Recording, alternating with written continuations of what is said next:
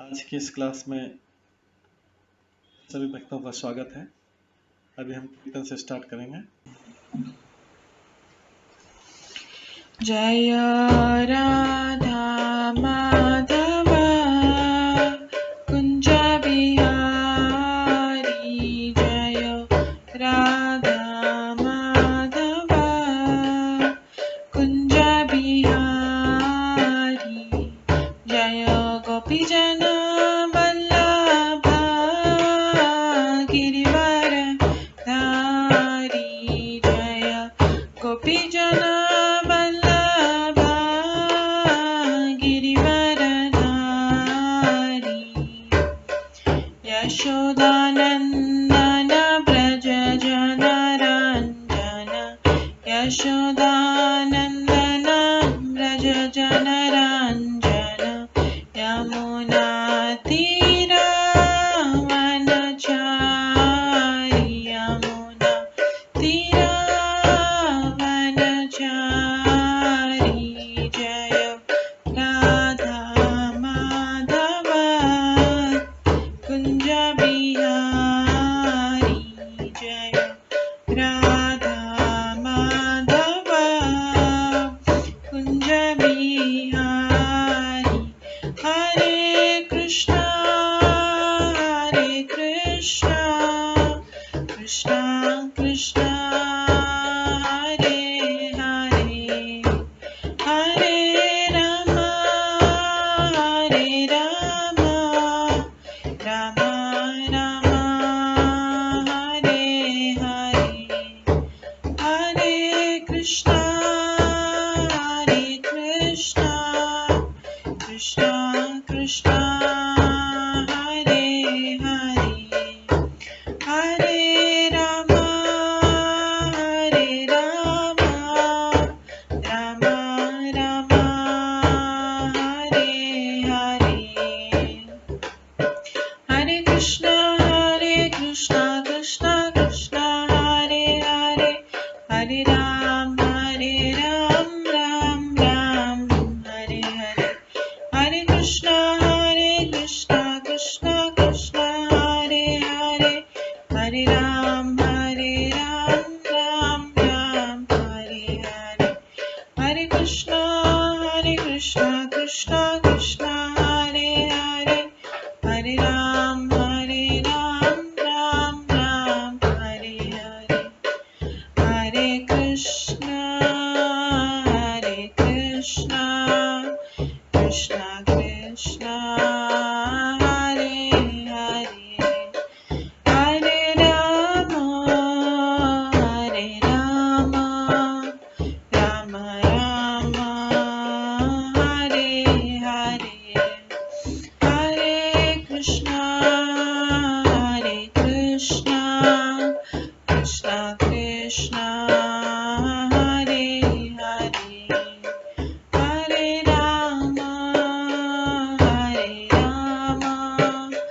राम राम हरे हरे, जय राधा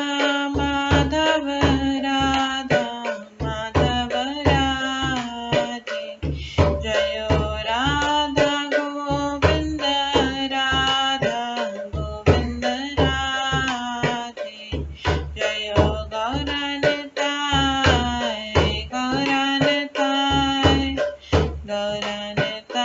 जय गौरनताय, जय जय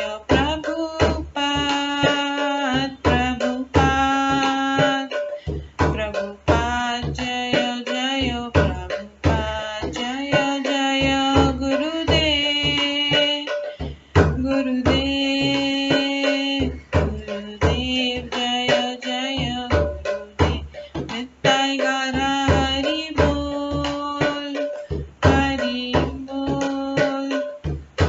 बोल नित्य गौर हरि बोल, गौर प्रेमानंदे हरि हरि बोल। हरे कृष्णा। आज की इस क्लास में सभी भक्तों का स्वागत है। अभी मंगलाचरण से स्टार्ट करेंगे। अज्ञानतिमिरन्धस्य ज्ञानाञ्जनशलाकया चक्षुरुन्मिलितं येन तस्मै श्रीगुरुवे नमः।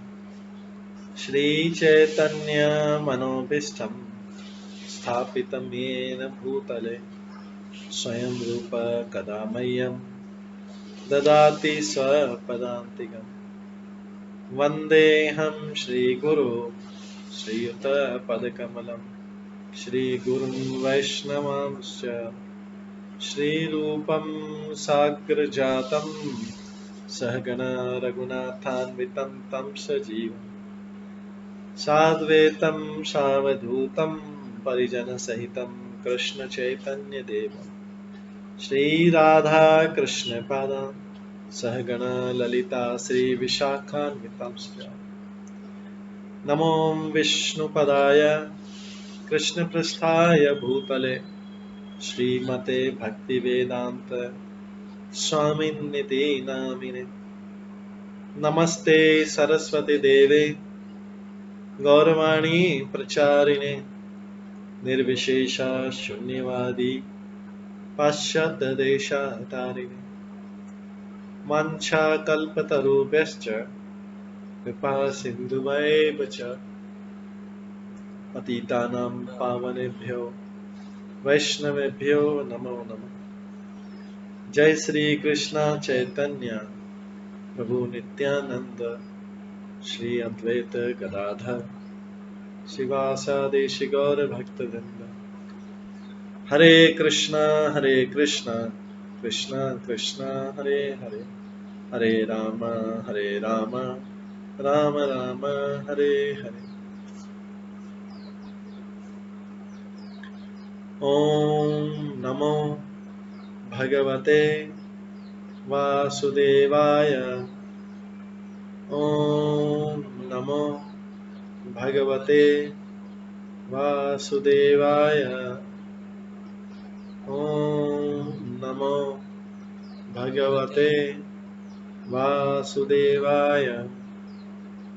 नारायणं नमस्कृत्य नरं चैव नरोत्तमं देवीं सरस्वतीं व्यासं ततो जयमुदीरये।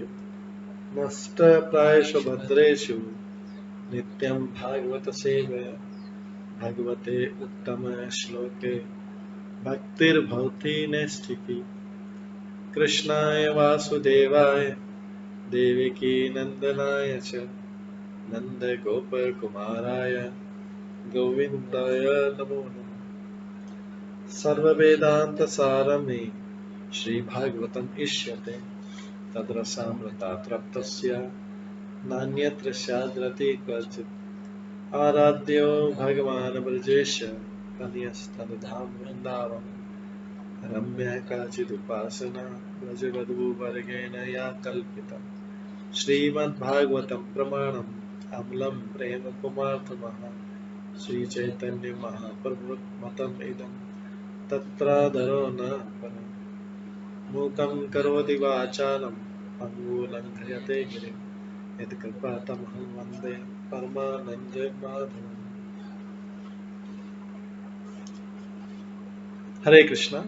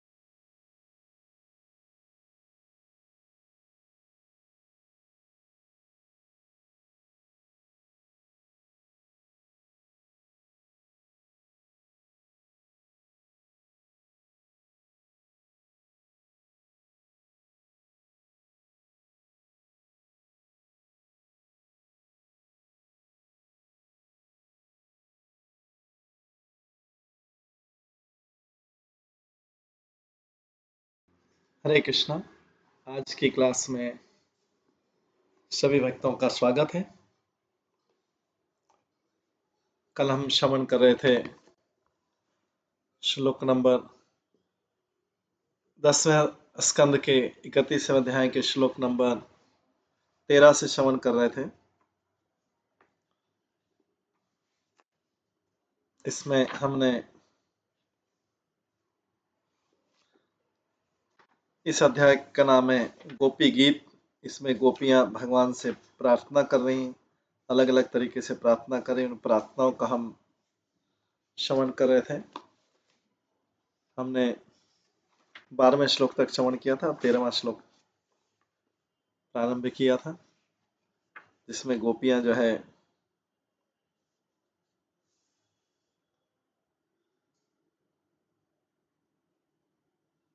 कहती, ब्रह्मा जी द्वारा पूजित आपके चरण कमल उन सबों की इच्छाओं को पूरा करते हैं जो उनमें नतमस्तक होते हैं।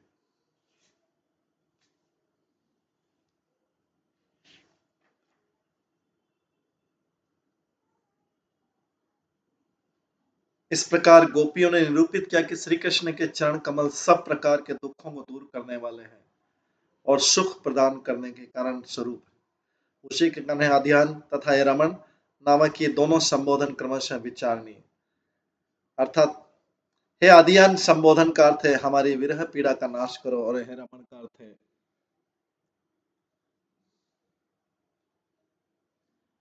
विचित्र विहार आदि के द्वारा हम लोगों को सुख प्रदान करो। भगवान उसमें बोलते हैं कि यदि तुम लोगों ने निश्चय कर लिया है कि मैं सदैव तुम लोगों का दुख ही प्रदान करता हूं, मैं सदैव तुम लोगों को दुख ही प्रदान करता हूं, तब तुम लोगों को मेरी क्या आवश्यकता है। श्री कृष्ण की इसी कोपोक्ति की आशंका कर गोपियां अनुताप करने लगी, अरे हाय हाय, हम अपने कर्म फल से प्राप्त दुख से अंधी होकर तुम पर ही उस दुख के कारण का दोष रूप करें।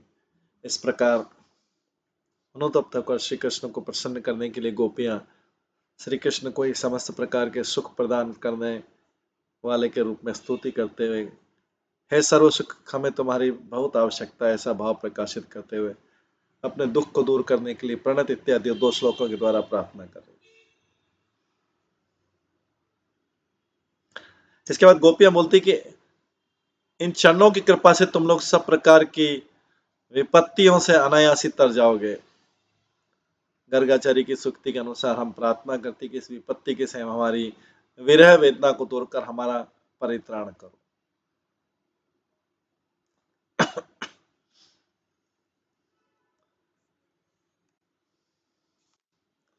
अब 14वें श्लोक से हम स्टार्ट करेंगे। 14 श्लोक में गोपियां कहती, सुरतवर्धनम शोकनाशनम सरितवेणुना सुष्ठुचुंबित।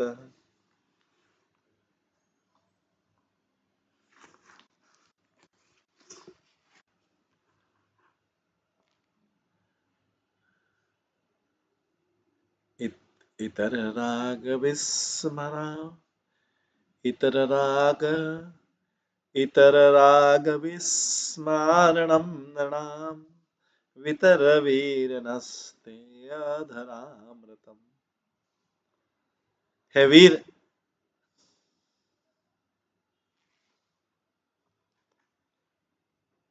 तुम्हारा अधमरथ संभोग रस को बढ़ाने वाला है,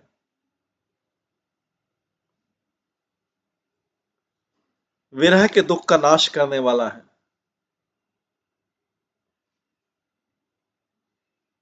तुम्हारे द्वारा बजाए जाने वाले वेणु के द्वारा भली भांति चुंबित तथा मनुष्य मात्र की अन्य सभी प्रकार की आसक्तियों को भुला देने वाला है। अपने ऐसे अधरामृत का हमें पान कराओ।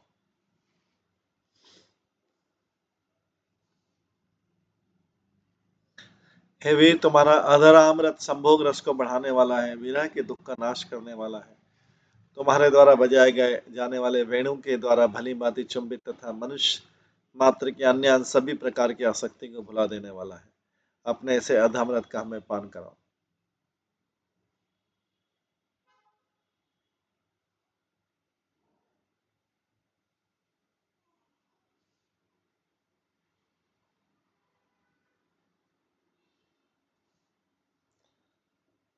श्रीधर गोस्वामी कहते हैं भावना और भी हे वीर जो नादयुक्त वेणु के द्वारा सुंदर रूप से चुंबित है, अर्थात ध्वनि रूप अमृत के सौरभ से सुवासित है, जो दूसरी दूसरी आसक्तियों को भुला देता है, अर्थात मनुष्यों के सार्वभौम पदादि समस्त प्रकार के सुखों की इच्छा को विलुप्त कर देने वाला है। तुम हमें अपने उस अधमरत का हमें पान कराओ।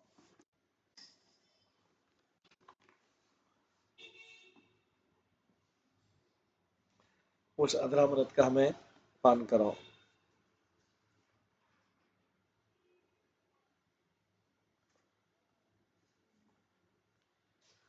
हे वीर आपने अपने होठों से इस अमृत को हमें वितरित कीजिए, आप जो युगल आनंद को बढ़ाने वाला है और शोक को मिटाने वाला है। उसी अमृत का आस्वादन आपकी ध्वनि करती है, वंशी लेती है और लोगों को अन्य सारी आसक्तियां बिसरा देती। तब श्लोक पर विश्वनाथ चक्रवर्ती ठाकुर की मनोरम टीका गोपियों तथा कृष्ण के मध्य वार्तालाप के रूप में है। गोपियां कहते हैं कृष्ण तुम तो बिल्कुल सर्वश्रेष्ठ वेद धन्वंतरी लगते हो, हमें कोई औषधि दे दो, क्योंकि हम तुम्हारी भोग इच्छा के रोग से पीड़ित हैं। तुम अपने होठों का औषधि रूप अमृत हमसे बिना किसी बड़े मूल्य के लिए मुफ्त दो। तुम तो बड़े दानवीर हो, इसलिए तुम्हें चाहिए कि दुष्ट से दुष्ट व्यक्ति को भी इसे बिना किसी मूल्य के दे दे। ये समझ लो कि हम अपना जीवन खोने वाली हैं और तुम वो अमृत देकर हमें पुनः जीवन दान दे सकते हैं। आखिर तुमने इसे अपनी वंशी को तो दे ही रखा है, जो कि बांस की खोखली छड़ी की मात्र। कृष्ण कहते हैं कि तो इस जगत में लोगों का भोजन तो संपत्ति, अनुयायी, परिवार इत्यादि से आसक्ति जो बुरा है, अतः जिन्हें ऐसा बुरा भोजन मिलता हो उन्हें वो औषधि नहीं मिलनी चाहिए जिसे तुम लोगों ने मांगा।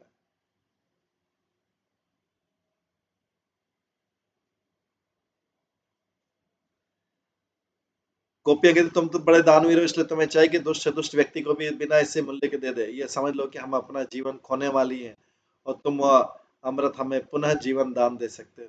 आखिर तुमने इसे अपनी वंशी को तो दे ही रखा है, जो कि बांस की खोखली छड़ी मात्र है। यह अपना अधर अमृत, अपना होठों का अमृत। कृष्ण कहते हैं किंतु इस जगत में लोगों का भोजन तो संपत्ति, अनुयायी, परिवार इत्यादि से आ सकती है जो बुरा आता है। जिन्हें ऐसा बुरा भोजन मिलता है उन्हें औषधि नहीं मिलनी चाहिए जैसे तुम लोगों ने मांगा।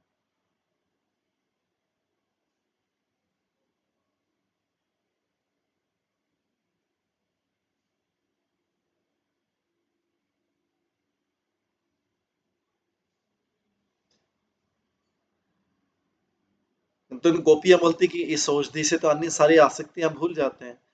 यह औषधि इतनी अद्भुत है कि बुरे भोजन की आदत को भी ठीक कर देती है। इसलिए है वीर ये अमृत हमें दे दो, क्योंकि तुम बड़े दानी हो।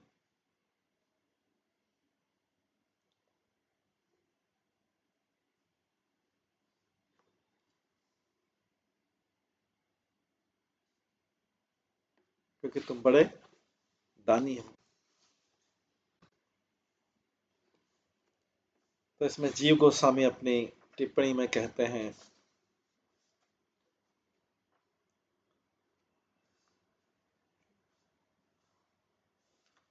अधरामृत मतलब अधर ही अमृत है और यह अपने स्पर्श मात्र से सूरत अर्थात प्रेम की मधुर विशेषता से युक्त संभोग की इच्छा को वर्धित करता है। इस प्रकार उस सूरत वर्धन अधामृत की मधु आदि की भांति मादकता का निर्देशक गोपियां उस अधामृत के बारंबार होने पर भी उसमें अपनी अतृप्ति की सूचना कर रही तथा ऐसा सूचित करने के कारण उनकी धृष्टता आदि दूर हुई, अर्थात वे लज्जित हुई। शोकनाशमी अधरामृत तुम्हारी अप्राप्ति में हुए दुख के अनुभव को भी भुला देता है।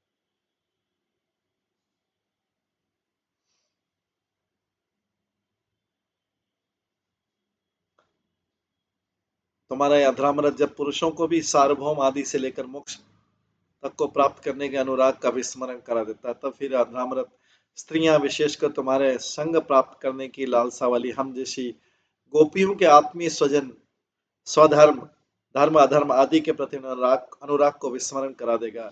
इस विषय में कहना ही क्या।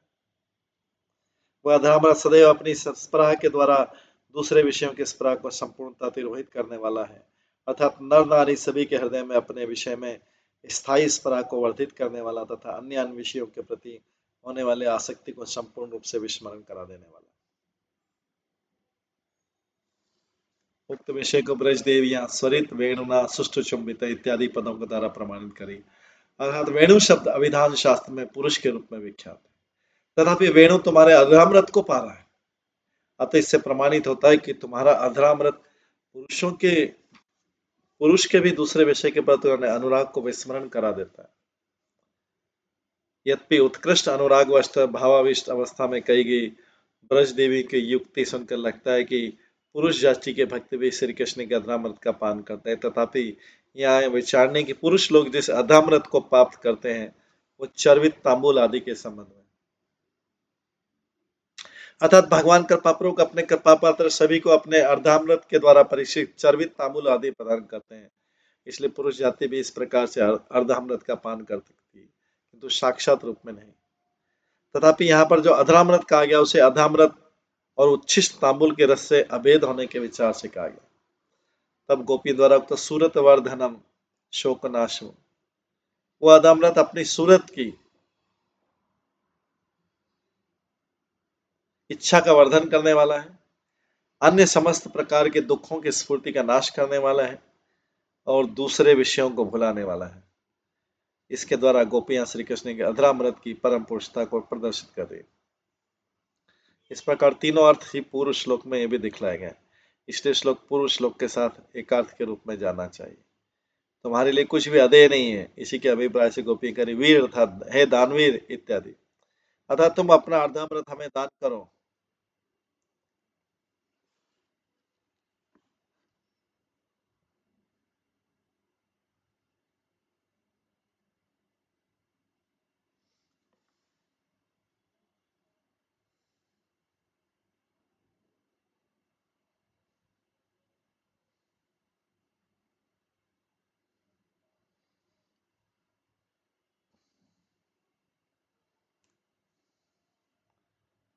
श्रीधर स्वामी पाद ने अधर रूपी अमृत को जो नाद अमृत वासितम अर्थात वेणु ध्वनि रूपी अमृत के सौरभ से सुवासित कहा गया। उसका अर्थ है कि अर्धामृत वेणु के छिद्रों से निसर्ग होने पर सुगायक स्वरूप है तथा ये अर्धामृत को पान कराने के विशेष लोभ को उत्पन्न कराने वाले स्वरूप में गमक से युक्त। इसके कारण कि सुगायक स्वर कंपन आदि के द्वारा श्रोताओं में सुख संपादन कर उनके हृदय में स्पर्श अर्थात सूरत आदि की इच्छा उत्पन्न करा देता है। यह प्रश्न था कि अधरामृत और नाद रूपी अमृत की सौरभ के परस्पर मिल जाने पर दोनों में भेद की उपलब्धि कैसे होगी।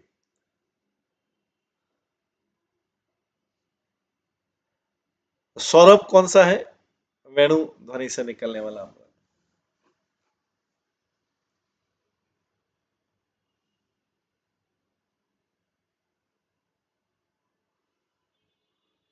गंध युक्त न्याय के अनुसार अर्थात जिस प्रकार दो प्रकार के गंध मिलकर एकत्र मिलित होने पर भी दोनों में किंचित विलक्षणता लक्ष्य की जा सकती है, उसी प्रकार अधरामृत तथा वेणु ध्वनि रूप अमृत के सौरभ इन दोनों में से कुछ कुछ भेद की उपलब्धि की जा सकती है, ऐसा जानना हो।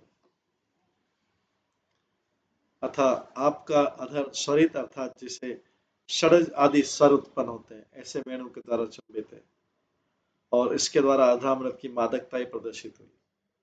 वेणु को द्वारा उस अधर का पुनः पुनः चुम्बन और अधर रूप अमृत का पुनः पुनः गान, इसके द्वारा उस वेणु की विजातीयता तथा विजाति गुण के संपर्क से उत्पन्न स्वरतंग से भी जगत वासियों को उत्पन्न कर देने का अभियुक्त है। इसलिए अधर रूप अमृत का चुम्बन कर वेणु में जो मादकता उत्पन्न है उसे कौन अस्वीकार करे।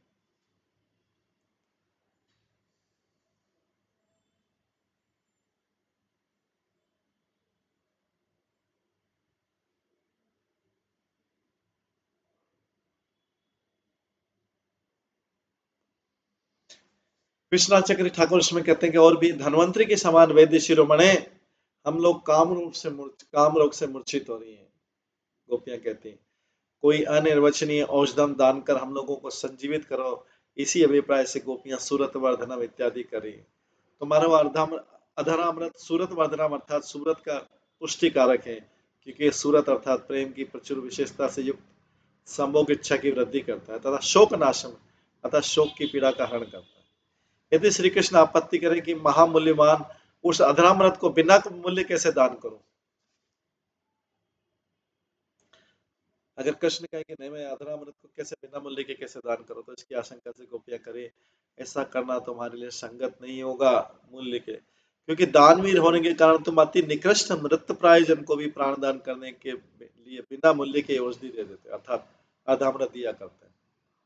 इसका प्रमाण है कि स्वरित वेणुना अर्थात नादित वेणु नीरस बांस का टुकड़ा होने पर भी तुम्हारे आदर के उसके द्वारा सुष्ठु अर्थात भली माती चुंबित तम अर्थात आस्वादित है। तो एक सूखा बांस का टुकड़ा भी तुम्हारे मुंह लगाने से ये सारे जगत को आकर्षित कर लेता है।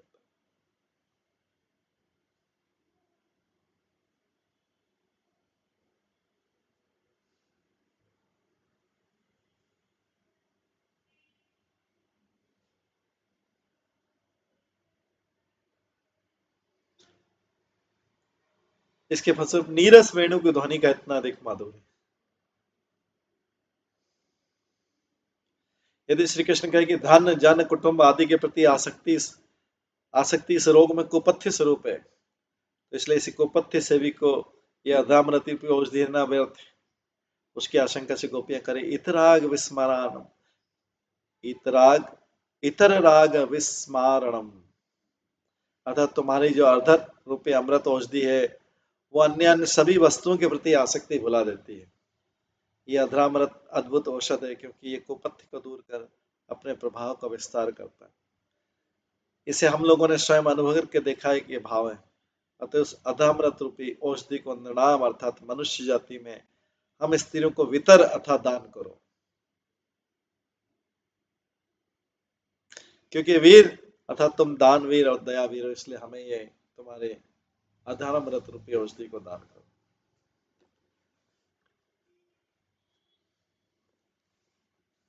इसके पश्चात जो है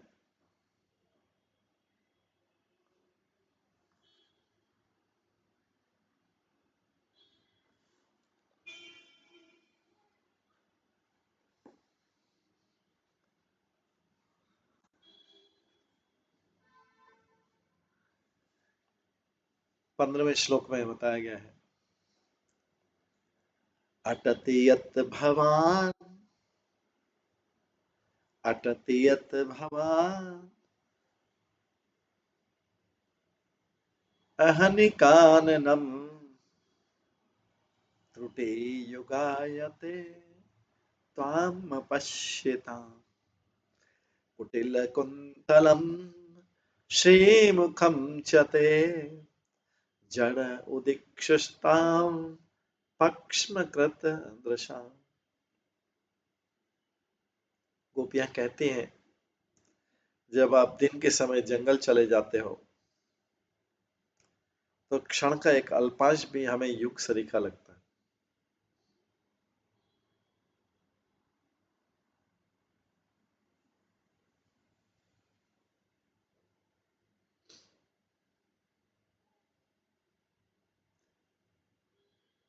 जब आप दिन के समय जंगल चले जाते हैं क्षण का एक अल्पांश भी हमें युग सरीखा लगता है।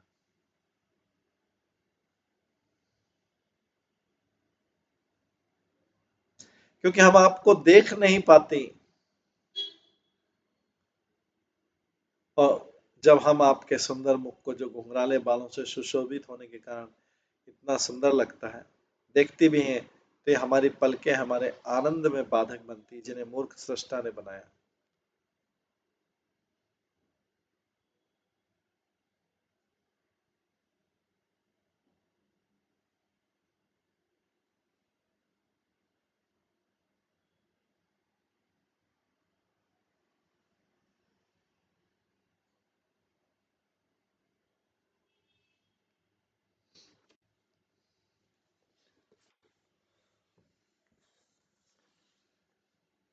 श्लोक नाम में है प्रीतम दिन के समय जब तुम वन में विहार के लिए चले जाते हो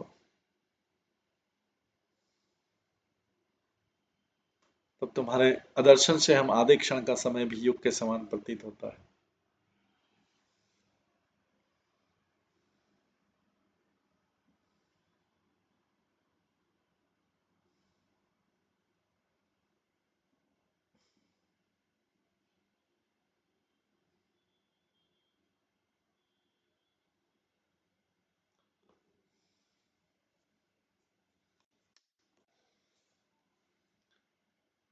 फिर जब संध्या के समय तुम वन से लौटते हो, तब हम घुंघराले केशों से सुशोभित तुम्हारा परम सुंदर मुखारविंद निहारने लगती है।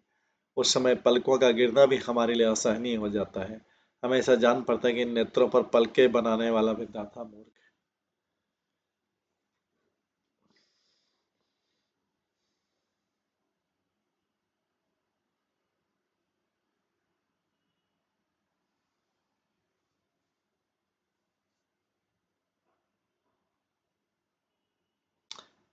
भावानुवाद और भी, यदि हम तुम्हें क्षण काल के लिए भी नहीं देख पाती तो हमें अतुलनीय दुख की प्राप्ति होती।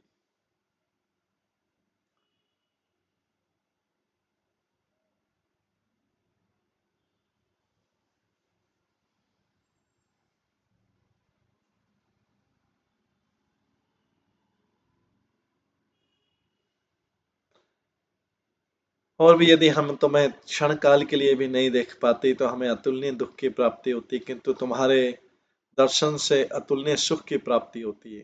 गोपियां करी भगवान से। इसलिए हम यतियों की भांति, मतलब सन्यासियों की भांति, सब प्रकार के संग का त्याग परित्याग कर तुम्हारे निकट आई, किंतु न जाने किस कारण से तुम हमारा त्याग कराने के लिए उत्साहित हो रहे।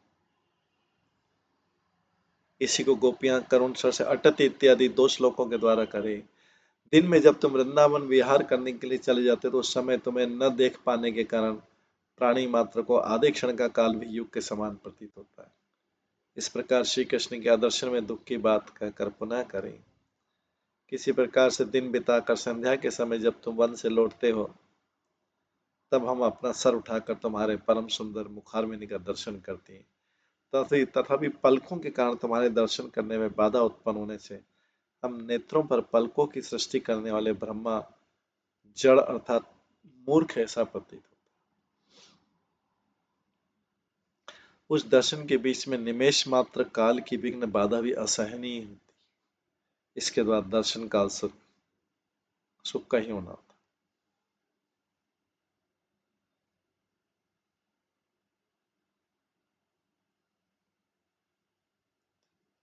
जी गोस्वामी कहते युगाते अर्थात आधे क्षण का, युगायते आधे क्षण का समय भी युग के समान प्रतीत होता है।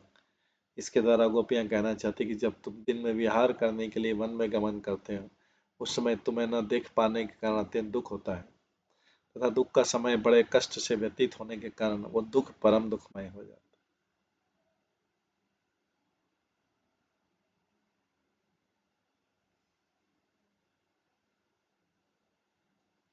इस प्रकार अधिक समय तक तुम्हारे अदर्शन दुख हमारे लिए असहनीय है, अतः शीघ्र ही हमें दर्शन प्रदान करो।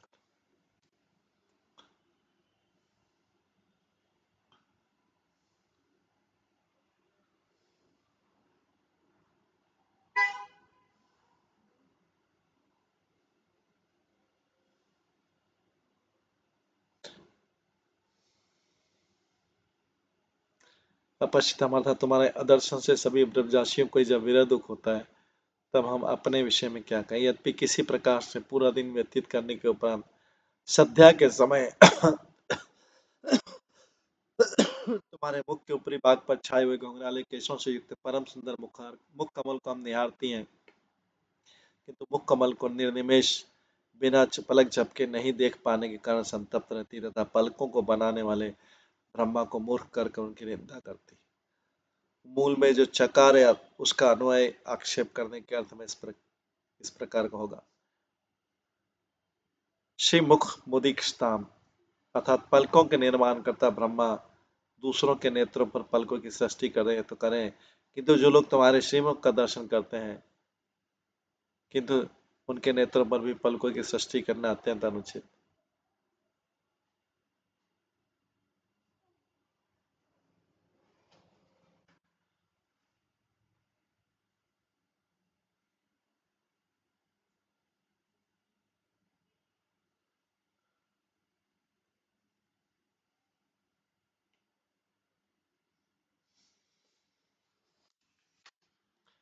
अथवा दुर्वितक के स्वभाव वाले तुमसे हमें तनिक भी सुख प्राप्त नहीं होता, अभी तो अदर्शन काल में दुख ही प्राप्त होता है। आदर्श काल में जो दुख है वो अटति इत्यादि पदों द्वारा इस श्लोक के पूर्वार्ध में कहा गया तथा संध्या काल में दर्शन के समय में जो दुख है उसे कुटिल कुंतलम इत्यादि श्लोक के उत्तरार्ध पदों द्वारा कहा गया अतः सायंकाल में जब तुम ब्रज में लौटते हो उस समय बिना पलक झपकाए अर्थात टकटकी लगाकर तुम्हारे घुंघराले केशों से सुशोभित श्रीमुख का दर्शन नहीं कर पाते दर्शन होने पर भी अपनी इन पलकों के कारण अबाध दर्शन का आनंद प्राप्त नहीं कर पाती इसलिए ऐसी विवेचना करती के नेत्रों के ऊपर पलकों का निर्माण करने वाला ब्रह्मा जड़ अर्थात मूर्ख है तथा पलकों के बिना ही हमारी सृष्टि नहीं करने के कारण ब्रह्मा हमारे अभिशाप के योग्य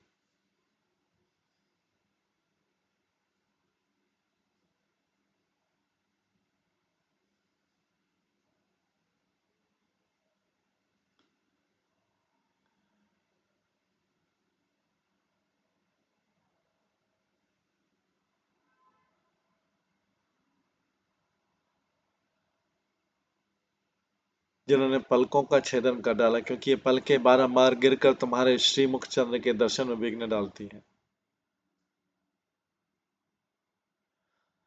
तुम्हारे श्रीमुख का निरीक्षण करने वाले संतों में भी वे अजड़ अर्थात रसिक अथवा विद्वान है जिन्होंने अपनी पलकों का छेदन कर डाला है अथवा जो अपनी पलकों का छेदन करने के कारण विवेकी या रसिक वे लोग ही तुम्हारे भली भांति दर्शन करें परंतु हमारे नेत्र तो पलकों के द्वारा आच्छादित होने के कारण हम जड़ अथवा चतुर अतः तुम्हारा साक्षात्कार होने पर भी क्या हम तुम्हारा दर्शन कर सकेंगे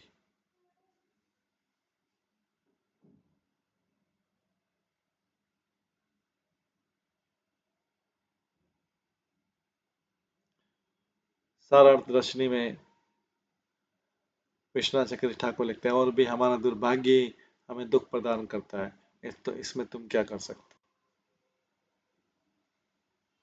इसी अभिप्राय से ब्रज देवी अटति यद भवान इत्यादि श्लोक के द्वारा करेंगी जब तुम वृंदावन चले जाते हो तब तुम्हें नहीं देख पाने के कारण गोपियों को त्रुटि परिमाण काल भी युग के समान प्रतीत होता है एक क्षण का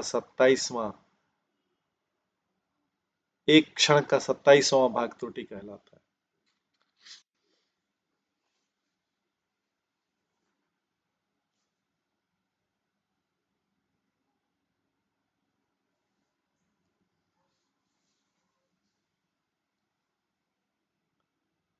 भावार्थी की दिन में कृष्ण को न देख पाने के कारण समस्त ब्रजवासियों का विरह दुख 3 प्रहर परिमित काल होने पर भी 3 मास की तरह प्रतीत होता है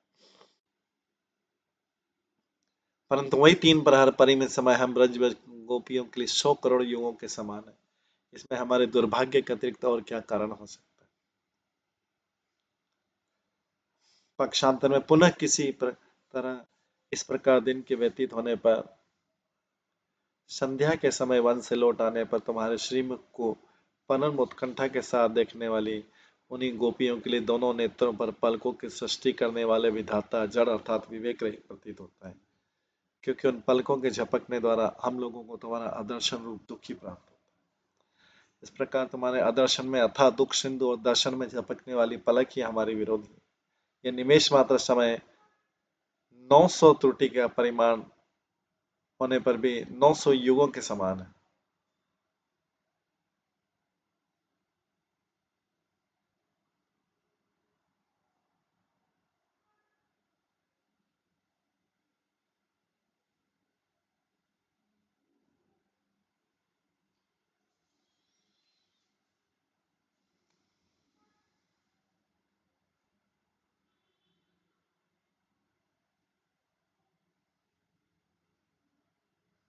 इस प्रकार तुम्हारा दर्शन आदर्शन दोनों दोनों में ही दुख की प्राप्ति हमारे दुर्भाग्यवश ही हुआ करती काल के परिमाण के संबंध में मैत्र ऋषि ने भी कहा है 2 परमाणुओं को एक अणु कहते हैं 2 परमाणुओं को एक अणु कहते हैं और 3 अणु से एक त्रस्त रेणु बनता 3 त्रस्त रेणु जितने काल को भोग करते हैं उसे त्रुटि कहते हैं अतः त्रुटि वह काल है जितने समय में सूर्य 3 त्रस्त रेणुओं को पार करता है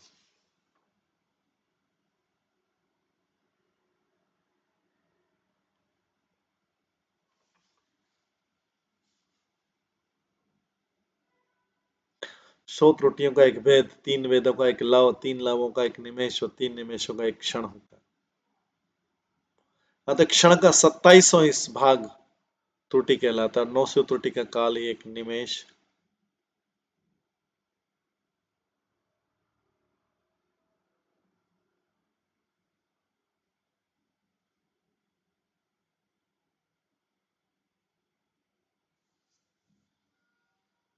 इस प्रकार गोपियां भगवान से प्रार्थना कर रही हैं।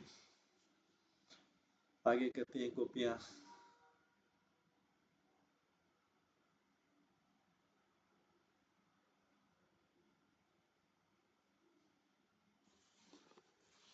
पति सुतान्वय भ्रातृबान्धवा अति विलंघया त्यच्युता गति विदतवा उदगीत उदगीत उदगीत मोहिता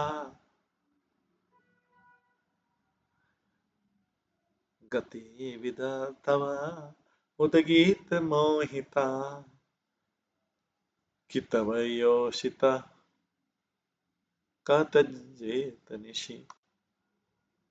ये अच्युत आप भली भांति जानते हैं कि हम क्यों आए हैं।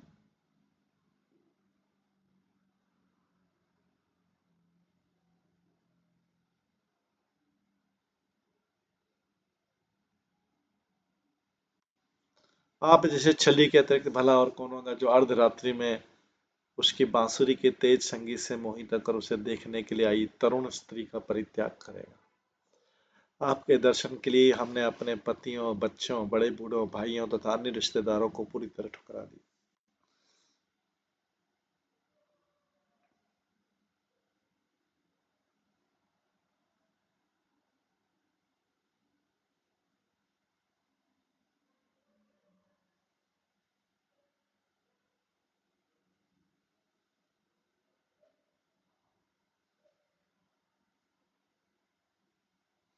अच्युत आप भली भांति जानती कि हम क्यों आए। आप जैसे छली के अतिरिक्त भला और कौन होगा और जो अर्धरात्रि में उसकी बांसुरी के तेज संगीत से मोहित होकर उसे देखने के लिए आए तरुण स्त्रियों का परित्याग कर देगा। आपके दर्शनों के लिए ही हमने अपने पतियों, बच्चों, बड़े बूढ़ों, भाइयों तथा अन्य रिश्तेदारों को पूरी तरह ठुकरा दिया।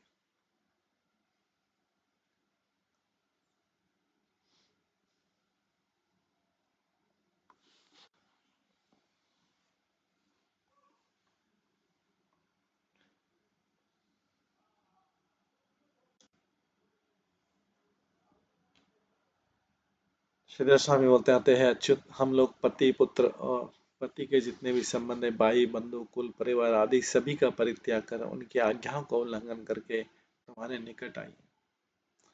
यदि श्री कृष्ण पूछे कि किस प्रकार से तुम्हारा इधर आगमन हुआ, गतिविधि अर्थात हमारे आगमन के कारण को तुम जानते हो, अतः तुम विविध प्रकार के गीत के अर्थात विविध स्वर आलाप के कौशल तथा उसके परिणाम को जानते हो, अथवा तुम्हारी गति हम लोग भी जानते हैं और जानकर भी तुम्हारे उच्च स्वर के गीत से मोहित होकर तुम्हारे निकट है।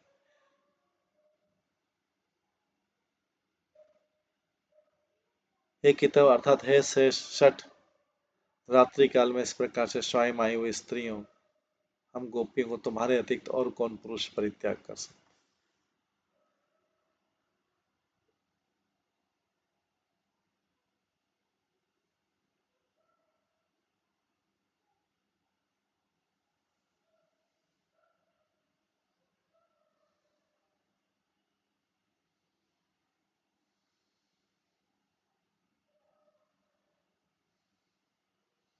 महामूल तथा इस प्रकार तुम्हारे दर्शन आदर्शन से हमारी ऐसी दुखमय अवस्था होने पर भी आज हम लोगों के प्रति तुमने जो आचरण किया वह अत्यंत अनुचित है। इसी प्रकार अभिप्राय से गोपियां पति इत्यादि श्लोक करें। पति, पुत्र तथा पति के संबंध से बने भाई और माता पिता आदि बंधु बांधवों की आज्ञा का उल्लंघन कर उनके प्रति स्नेह आदि का परित्याग करने के कारण अति अथा अतिट रूप से तथा भी विशेष रूप से धर्म आदि की उपेक्षा न कर सब कुछ संपूर्ण रूप से अर्थात अतिक्रमण कर तुम्हारे समीप स्वयं आई। यदि श्री कृष्ण पूछे कि तुम्हारे आगमन का कारण क्या है, इसी आशंका से गोपियां करें, तुम्हारी वेणु के उच्च स्वर के गीत से मुग्ध होकर हम उसी प्रकार तुम्हारे निकट आई हैं जिस प्रकार व्याध के वंशी गान से मुक्त होकर हरिणियां, शिकारी के वंशुगान से मुक्त होकर हरिणियां स्वयं दौड़ी चली आती। तब उस वेणु का उच्च गीत देव इच्छा से ही बजाओ, ऐसा भी नहीं, अपितु तुमने जानबूझकर उसे बजाया है। इसी अभिप्राय से गोपियां गतिविधि इत्यादि करें, अर्थात तुम हमारे आगमन का कारण जानते हो, अर्थात तुम इसे जानते थे कि तुम्हारे गान के आकर्षण से आकर्षित होकर ब्रज वनिताएं अपने आप को रोक नहीं पाएंगे और स्वयं ही तुम्हारे निकट दौड़ी चली आए।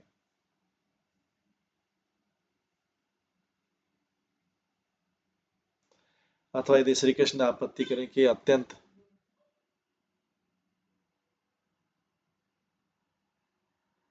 धीर स्वभाव से युक्त अगर भी तुम वेणु गीत के श्रवण मात्र से किस प्रकार मोहित हुए, उसके उत्तर पर गोपियां करें, तुम अपने वेणु गीत के विशेष स्वभाव को सब भली भांति जानते हो। तथा श्रीमद् भागवत में कहा गया, इस गीत को सुनकर इंद्र, ब्रह्मा और शिव इत्यादि पे मुग्ध हो जाते। अतः यदि श्री कृष्ण कहें कि तुम लोग परम विदग्धा चतुर हो, तो मेरे स्वभाव से अवगत हो, तो तुम लोग पहले से ही सावधान क्यों नहीं हुई? तो गोपियां उसका उत्तर देती करें, जिस प्रकार वशीकरण मंत्र के द्वारा वशीभूत होकर प्राणी बलपूर्वक उस दिशा की ओर चल पड़ता है, उसी प्रकार तुम्हारे स्वभाव से अगत होने पर भी मोहन मंत्र के समान तुम्हारे उस स्वभाव, तुम्हारे उस गीत से मुक्त होकर ही तुम्हारे निकट खींची चली आई। ये भाव, अहो तुम्हारे गान के मोहन मंत्र से आकर्षित होकर आई है, इस बालक बात को तो अब यहीं तक रहने दो, किंतु अब हमें ये बतलाओ कि तुम्हारे अतिरिक्त ऐसा कौन सा पुरुष होगा जो हमारे जैसी रमणियों को स्वयं ही अपने निकट बुलाकर रात्रि काल में उस पर भी निर्जन वन में परित्याग करेगा? अर्थात कोई नहीं। अतः हे कितव, अर्थात हे ठग, हे कपट, इस संबोधन के द्वारा गोपियां सूचित करें कि तुम्हारी भांति अन्य वंचना करने वालों में भी कौन ऐसा पुरुष होगा जो इस रात्रि काल में स्वयं आई हुई नारियों का परित्याग कर देगा। इसका कारण है कि सभी कपटी व्यक्तियों को कपट आचरण से जो विषय प्राप्त होता है, वो उन विषयों के द्वारा अपना कुछ न कुछ उद्देश्य सिद्ध करते हैं। सभी कपटी व्यक्तियों को कपट आचरण से जो विषय प्राप्त होता है, वो उन विषयों के द्वारा अपना कुछ न कुछ उद्देश्य सिद्ध करते हैं, किंतु तुम तो कपटता पूर्वक प्राप्त किए विषय को भी परित्याग करो। तुम्हारी ऐसी क्रिया लोक समाज में सर्वाधिक निंदनीय, अतः इस विषय में तुम्हारी ये विशेषता है, इसलिए संबोधन करी है अच्युत, अतः तुम कभी भी अपने इस कपटता रूप गुण से च्युत नहीं होते हो। अपने इसी गुण के कार्य कारण तुम्हारा नाम अच्युत।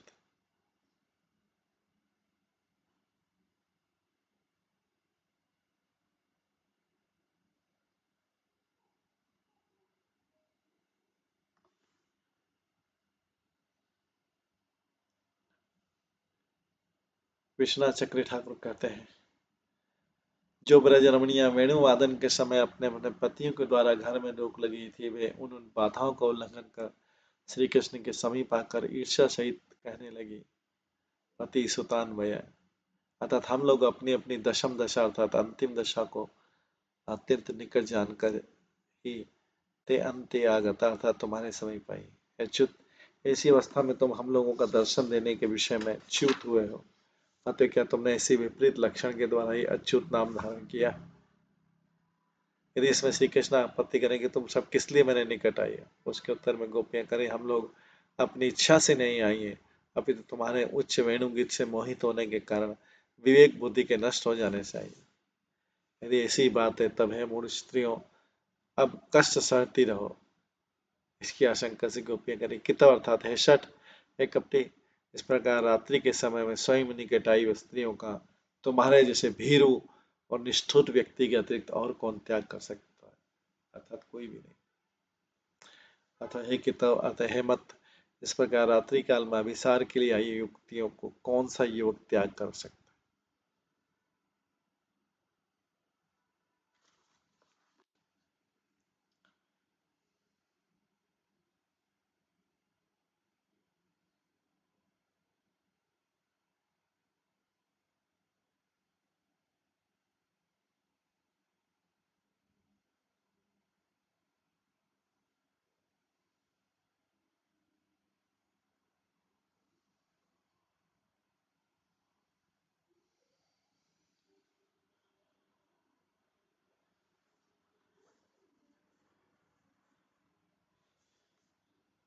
17वें श्लोक में आता है रहसि संविदं तथाशयोदय प्रहसिताननं प्रेम वीक्षण बृहत्वराष्ट्रिया वीक्षधामते मोहमति स्पृहा हीयते मन।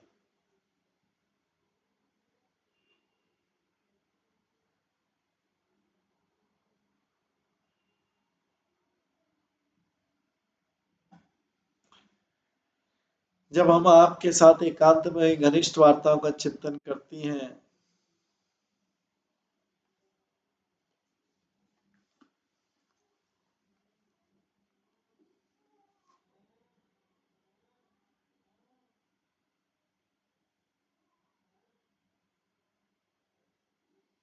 गोपियां कहती 17वें श्लोक में जब हम आपके साथ एकांत में हुई घनिष्ठ वार्ताओं का चिंतन करती है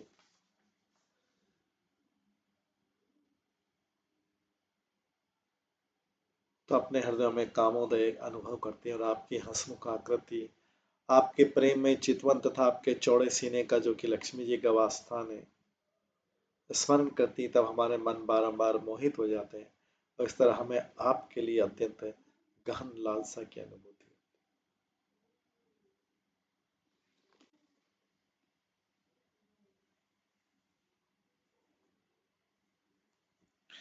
तुम्हारे हृदय में काम का उदय देखकर हमारा मन मुग्ध हो रहा है। कामोदय किस प्रकार का है? रहस्य संविदम अर्थात निर्जन में हमसे रति की प्रार्थना को प्रकाश करने वाली नम्रो नर्मोक्ति युक्त आलाप के द्वारा परिपुष्ट अर्थात जिससे कामोदय हो सकता है ऐसा मधुर मुस्कान तो मुक्कमल तथा प्रेम वीक्षणम प्रेम पूर्ण विशेष चितवन अर्थात तुम्हारे प्रेम से हम लोगों के सतत नेत्रों से देखना निरंतर ऐसे कामोदय से तुम्हारे विशाल वक्षस्थल को दर्शन कर हमारे मन में अत्यंत आग्रह जिससे हम लोगों का मन बारंबार मुग्ध हो रहा है। बृहत अर्थात विशाल इसके द्वारा प्रगाढ़ आलिंगन की इच्छा से उत्पन्न करने वाले वक्षस्थल के विशेष सौंदर्य को कहा। श्री तुम्हारे वक्षस्थल पर स्वाभाविक पीत वर्ण की रेखा के रूप में समस्त संपत्ति के आधार स्वरूप श्री लक्ष्मी का नित्य निवास।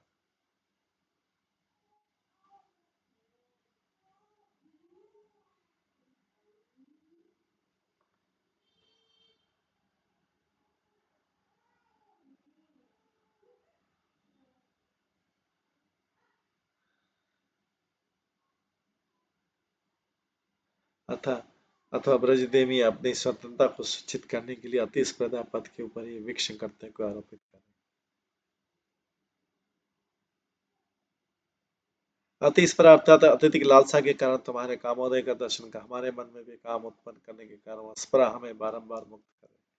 इस पर ब्रज गोपी अपनी स्वतंत्रता को व्यक्त करते हैं उस स्पर्धा के ऊपर ही समस्त दोषारोप करते गोपियां करें हमारे द्वारा श्री कृष्ण में काम के उदय का दर्शन आज का नहीं अपितु पूर्ववर्तित घटना है तथा उस समय भी ऐसी लालसा के द्वारा हमारा मन मोह को प्राप्त हुआ करता था परंतु अब श्री कृष्ण के उसी कामोदय को स्मरण करने के कारण उनके संग को प्राप्त करने की जो अधिकाधिक लालसा उदित हुई है उसके पूर्ण होने के फलस्वरूप ही हमारा मृत्यु निकटस्थ है अर्थात हमारी मृत्यु निश्चित यही भाव। इस प्रकार स्पृहा का कोई निवारण न होने के कारण गोपियों द्वारा इसका प्रतिकार करना असंभव हो गया अर्थात गोपियों को इस रोग की कोई चिकित्सा संभव नहीं है। इसके द्वारा ब्रज देवियों का परम दैन्य सूचित।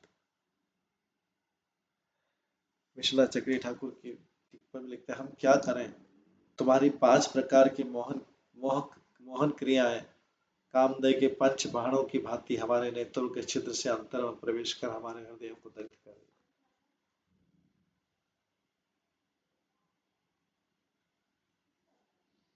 तुम्हारी 5 प्रकार की मोहन क्रिया में बतला रही प्रथम रहस्य संविदम अर्थात निर्जन में तुम्हारे रति प्राप्ति के प्रकाश करने वाला संभाषण। द्वितीय हम लोगों को देखकर तुम्हारे चित्त में काम भाव का उदय अर्थात रति की अभिलाषा। तीसरा प्रहसित नाम अर्थात तुम्हारा सुंदर रूप से मंद मंद मुस्कान मुख कमल। चौथा प्रेम वीक्षण अर्थात तुम्हारा सप्रेम वीक्षण। पंचम लक्ष्मी जी का निकेतन अर्थात तुम्हारा समस्त शोभा का आश्रय स्थल तुम्हारा विशाल ऊंचा वक्षस्थल। इन सबको विशेष रूप से बारंबार देखकर हमारे मन में तुम्हारे संग की अत्यधिक लालसा उदित होती है उसी लालसा से हमारा मन मुग्ध हो रहा है अर्थात उसी उत्कंठा की अत्यधिक ज्वाला से हम मूर्छित हो रहे हैं। इसलिए भगवान आइए और हमें दर्शन दीजिए और अपने अर्धामृत का पान कराइए।